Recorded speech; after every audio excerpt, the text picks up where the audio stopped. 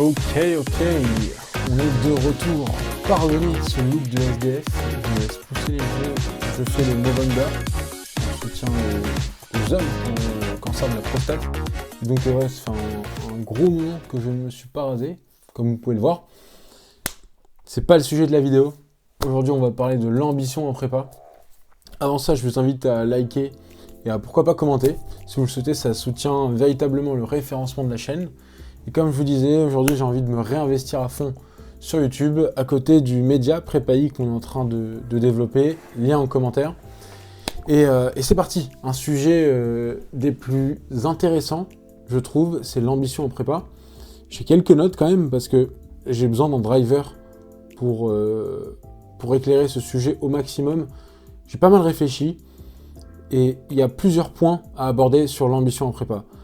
D'abord, en prépa, on s'en rend pas compte parce que tu es vraiment dans une bulle, c'est un microcosme. T'as ton emploi du temps, t'as tes sacrifices à faire, tu mets ta vie de côté. Ta vie est quand même plus ou moins millimétrée et axée sur tes études. Tes études, ça prend 95% de ton temps et après, tu as tes parents, un peu tes amis, le sport. Mais tu es vraiment en focus, laser focus, études quand tu es en prépa. Et je trouve que l'ambition, c'est quand même quelque chose d'assez fort parce que je vais parler de l'ambition en prépa au sens l'environnement conditionne ton ambition, mais pas l'ambition en elle-même de chaque individu. Et il y a une vraie dichotomie à faire à mon sens. Pour commencer, il y a deux types d'ambition. Je trouve qu'il y a l'ambition qu'on affiche à tout le monde et il y a l'ambition qu'on porte en nous. Et je vais avoir l'occasion de le développer parce qu'une fois qu'on arrive en prépa, on nous demande souvent quelle école tu vises dès le début. Il y a des gens qui arrivent avec l'information, la data de la prépa et les écoles, éventuellement les parcours. Et donc il y a des gars qui, dès le premier jour, dès day one, ils te disent « Moi, c'est cette école-là que je veux ».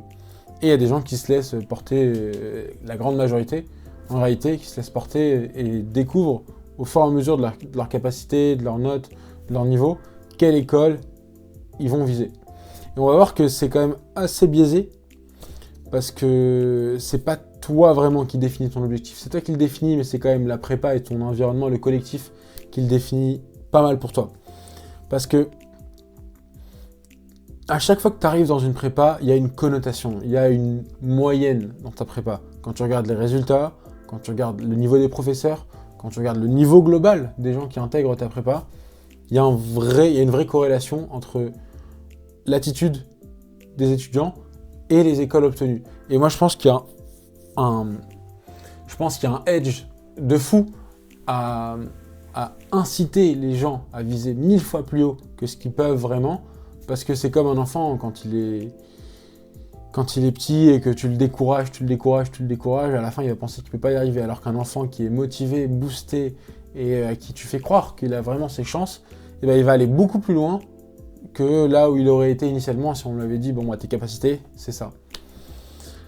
Donc je trouve que c'est intéressant quand tu arrives, tu as plein de gens, t'en as qui visent le top 3, t'en as qui visent le top 1, t'en as qui visent le top 5, t'en as qui visent le top 10. Il y a vraiment de tout. Il y en a qui veulent juste intégrer et il y a quand même des gens aujourd'hui qui sont dans l'optique de faire une prépa pour la stimulation intellectuelle, notamment je pense aux prépas littéraires.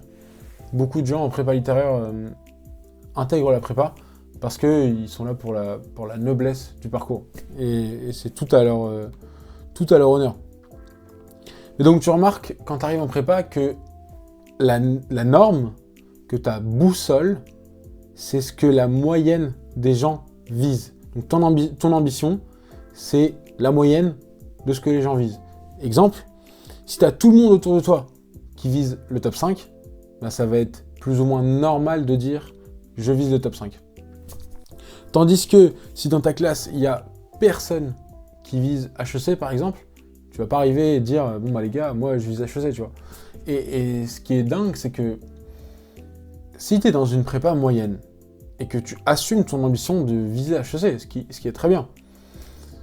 On va souvent, tu vois, te traiter de personne qui est vaniteuse, qui n'est pas du tout consciente, qui n'a pas les pieds sur terre, alors qu'en réalité, tu es juste un gars qui a de l'ambition, qui veut viser le plus haut possible parce que tu penses que tu as les capacités.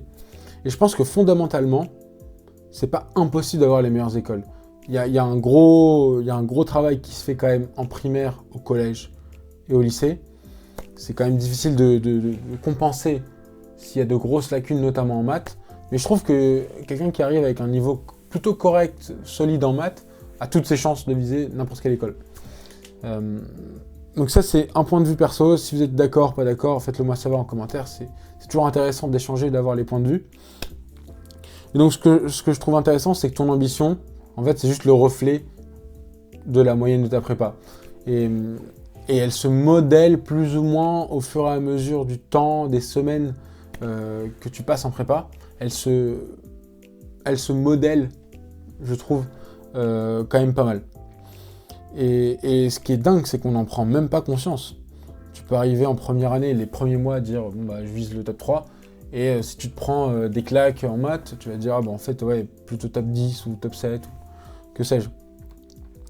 Et ce qui est assez fou, c'est qu'en prépa, on vit tous la même expérience. On a le même planning, on passe tous les concours, on a les mêmes profs dans la prépa, et on a les mêmes références. Donc on se dit, en fait, on a tous les mêmes outils, et donc mathématiquement, lui, s'il est dans le top 5 de la classe, et qu'on envoie 5 personnes dans le top 3, bah en fait, c'est plus eux qui vont avoir ça, et ça va créer un phénomène de je me décourage, de en fait, j'ai pas accès à ça, etc. C'est très vrai dans les petites et moyennes prépas. Dans les grosses prépas, ils ont conscience qu'ils ont un vrai edge par rapport au reste des prépas, de par leurs professeurs, de par le background des étudiants, de par l'accès à l'information des concours. Et c'est quelque chose qui est quand même assez fort. Donc tu te compares, tu te jauges par rapport à ton milieu, mais tu sais derrière qu'il y a les stats, et les stats sont inchangés. Il y aura, donc c'est rare que tu passes de 10% à demi-top 3 à 90%. Généralement, c'est assez étal, c'est plus ou moins la même chose à 5-10% près. Donc ouais, la prépa, elle conditionne pas simplement tes connaissances, de par, on l'a dit encore une fois, tes cours. Mais je trouve que c'est aussi un cadre mental qui est fixé, parce que tu vas avoir souvent des échanges avec tes professeurs, avec tes camarades, avec tes deuxième années, si t'es en première année, ensuite avec les gens qui vont intégrer, qui te connaissent de près ou de loin. Et je trouve que ça fixe vraiment un cadre mental, et tes professeurs, ils vont, au fur et à mesure de l'année, que tu veuilles l'entendre ou non, te répéter si tu peux viser plus haut ou plus bas, en fonction des stats de l'école. Et je trouve que c'est pas du tout une bonne chose, parce que, ok, peut-être que parfois il y a des gens qui sont complètement décorrélés, le gars il a 3 en maths, il te dit je veux arriver major. Ça oui, mais quelqu'un, tu vois, qui galère un peu en maths, qui a 9-10, qui est pas trop mal dans les autres matières, je trouve que c'est dommage de lui dire le top 3 t'es inaccessible, tu devrais viser telle école ou telle école. Donc moi je trouve qu'il y a un vrai rôle des professeurs, d'autant qu'en prépa, tes professeurs sont pas des modèles, mais ça dépend des professeurs. Mais t'as une confiance plus ou moins aveugle en tes professeurs, parce que tu pars du principe que c'est des gens qui ont des années d'expérience, qui ont vu défiler a priori des centaines d'élèves, peut-être des milliers, et c'est des gens qui ont vraiment ce flair pour savoir où tu peux plus ou moins finir. Et je trouve que c'est une data qui n'est pas forcément toujours fiable. Donc se méfier, le point à retenir ici, c'est se méfier des conseils des profs, les prendre quand ce sont des conseils, tu vois, qui peuvent aller dans le bon sens, et les remettre en question, les questionner quand ça vous enferme dans une case et vous bride. L'idée, c'est pas de se brider, l'idée, c'est vraiment d'être conscient de ses objectifs, des forces et des faiblesses, et de travailler au maximum ses points faibles. Et ce problème-là, ça engendre une chose, c'est que tu as énormément de gens, cette moyenne presque médiane, on pourrait dire, tu prends l'école médiane qu'intègre l'étudiant de prépa, de la prépa X. Et je trouve que le problème, c'est que ça crée un peu un persona, ça crée une ambition moyenne qui empêche soit de tirer vers le haut, ou de dire aux élèves, eh ben, écoute, c'est pas vraiment ton niveau, tu devrais plus ou moins aller en dessous. Discours que je ne soutiens pas, je pense toujours qu'il faut taper plus haut, viser la lune pour atterrir dans les étoiles. Mais voilà, donc beaucoup de gens font comme les autres. Quand tu demandes, je me rappelle en prépa, tu demandais, ouais, et toi tu vises quelle école ? Bah, top 5. top 5, top 5. Quand tu vas dans des prépas plus élevés, quand tu arrives dans le top 10-15, top 3, top 3. Moi, je vise HEC. Je trouve qu'il y a vraiment... Je veux une école, je veux pas un parcours d'école. Et je trouve ça dommage. Aussi, le fait d'être dans une petite prépa et de se brider, de ne pas assumer ses ambitions. L'ambition en prépa, c'est avant tout d'assumer ses ambitions. J'étais le premier en prépa à dire bon, ben moi je vise telle école. Et même si tu n'as pas eu l'école que tu voulais, au moins tu sais que si tu vises haut, tu es obligé de travailler pour. À côté, il y a un facteur chance qui est monstrueux qu'on a nous en prépa EC, qui est aussi en prépa littéraire.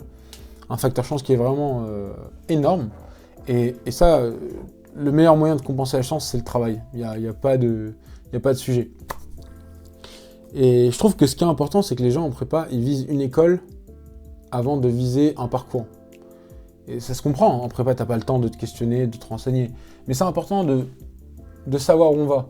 Parce que si t'as un gars qui veut travailler dans un domaine très niche, tu veux faire un double diplôme, plutôt axé relations internationales, un truc un peu politique, ou si tu veux aller dans l'aéronautique, faire un double diplôme, tu te rends compte qu'il y a des écoles qui vont être beaucoup plus accessibles quand tu sais que tu veux l'avoir, que quand tu vises simplement une école pour avoir le statut, le nom de l'école derrière. Donc voilà, je trouve que c'est important de se demander qu'est-ce que moi je veux, pas ce que ma classe veut, pas ce que mes profs me disent, pas ce que mes parents me disent, pas ce que mon entourage me conseille. C'est super important, c'est se questionner sur toi, qu'est-ce que tu veux, quel niveau t'as, prendre le recul, et t'as rien à prouver au fond à qui que ce soit. On le dit souvent, le seul compétiteur, la seule personne avec qui tu te mesures en prépa, c'est toi-même, jour 1, jour 10, jour 50, jour 100. Et le bon indicateur, c'est toi aux différents stades de ta prépa. Voilà, je trouve que c'est important. Petit point côté influence de l'environnement. Alors c'est indéniable, l'influence de ton entourage, elle est réelle. Si tu as des gens de ta famille qui ont fait HEC ou qui ont fait les SEC, tu vas forcément tendre plus facilement à viser ces écoles-là parce que ça te paraît normal, tu l'as déjà fait. Alors que si ton père est fermier et ta mère est, je sais pas moi, est infirmière, par exemple, donc deux domaines qui n'ont rien à voir avec les études supérieures accès prépa, ça va te paraître inaccessible a priori. Et il y a un vrai travail qui se fait de parler, de communiquer, de normaliser l'accès à l'ambition des top écoles. Donc c'est à vous aussi de vous entourer quand vous êtes en prépa, de gens qui veulent réussir, qui vous tirent vers le haut, et en même temps qui sont de bons conseils, et qui vont vous aider à progresser au fur et à mesure de vos années de prépa, et de vous inspirer des personnes qui ont suivi le parcours ou les écoles que vous avez fait en les questionnant, comment ça se passe l'école, est-ce que c'est conforme à ce qu'on nous dit, et c'est super important. Et beaucoup de gens oublient que la prépa, très important, c'est pas un moule. On reproche souvent aux étudiants de prépa d'être tous les mêmes. Pas du tout. La prépa, c'est pas un moule, c'est un tremplin intellectuel pour après aller vers des carrières plus ou moins de manager et d'encadrant. Donc voilà, j'insiste, ton ambition, c'est pas censé être celle de ta classe. Ton ambition, c'est censé être celle qui te drive, celle qui te motive tous les jours à travailler solo, à mettre des heures et des heures. Parce que la prépa, c'est énormément de boulot. Donc il faut être en mesure de se projeter dans l'école où tu vas. Et c'est là qu'interviennent tous les euros d'école de commerce. Point final, l'ambition, c'est vraiment pas un héritage. Ça doit pas être une moyenne. Pour moi, ça doit être un choix. Si on a un choix clair, assumé, je vise X école, je dois me donner les moyens de travailler pour avoir cette école. Je dois mettre des heures, je dois faire des exercices, je dois tout plaquer s'il faut, tout en gardant une santé saine, une santé mentale bonne, pour ensuite réussir à atteindre mon objectif, aussi possible soit-il. Voilà pour tout ça, c'est tout pour cette vidéo. J'essaie de faire des vidéos un peu plus courtes. J'espère que ça vous a plu. N'hésitez pas à liker, à commenter, à partager les amis. Je vous mets les liens du média, comme je le disais au début. Ça me supporte vraiment et ça me hype à continuer. Je reste un peu dans le dur en ce moment sur YouTube parce que c'est pas évident. Je vais essayer de me réinventer. Je sais pas comment.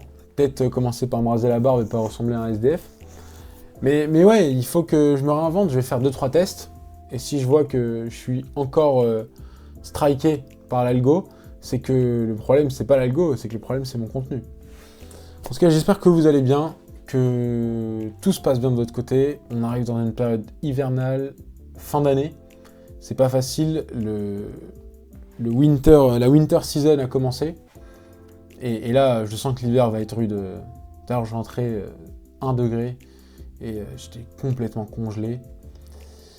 De quoi est-ce que je pourrais vous parler d'autre? Oui, autre point, on va faire des lives maintenant, tous les vendredis a priori, sur cette chaîne. Je ne sais pas encore si je vais les faire sur cette chaîne ou sur Twitch. Je vous en parle très rapidement. On va screener, on va faire un appel à candidature à des personnes qui veulent déposer leur CV. On va faire des pools par secteur, donc une pool conseil en strat, une pool conseil, une pool tech, une pool finance, une pool XY. Et à chaque fois, je vais faire intervenir 2 très bons amis à moi, parfois 3, à chaque fois en alternant une semaine sur 2 les intervenants. Et on va faire des reviewing de CV en vous donnant un maximum de conseils possibles. Je suis encore dans ma recherche de stage pour mon 2e stage. J'ai beaucoup d'entretiens, des entretiens dans de belles boîtes. Et je pense que j'ai vraiment compris quelque chose sur les CV, que beaucoup de gens aujourd'hui dans mon entourage, notamment d'école, quelle que soit l'école, ont du mal à cerner. Et il y a un vrai travail de démocratisation et de transmission autour de faire un CV. Et c'est un truc qui dure depuis des années. J'ai bien envie de m'y attaquer avec humour, avec humour et sérieux. Et avec des potes, l'idée c'est de se marrer et en même temps de donner un max de conseils. En tout cas, autant qu'on en ait le crédit. Ce sera tous les vendredis et... est-ce que j'ai d'autres choses à dire? J'avais un truc à dire, mais j'ai oublié. C'est pas grave, ce sera pour une prochaine fois. Je vous souhaite une très bonne soirée à tous, bon visionnage et je vous dis à bientôt. Ciao!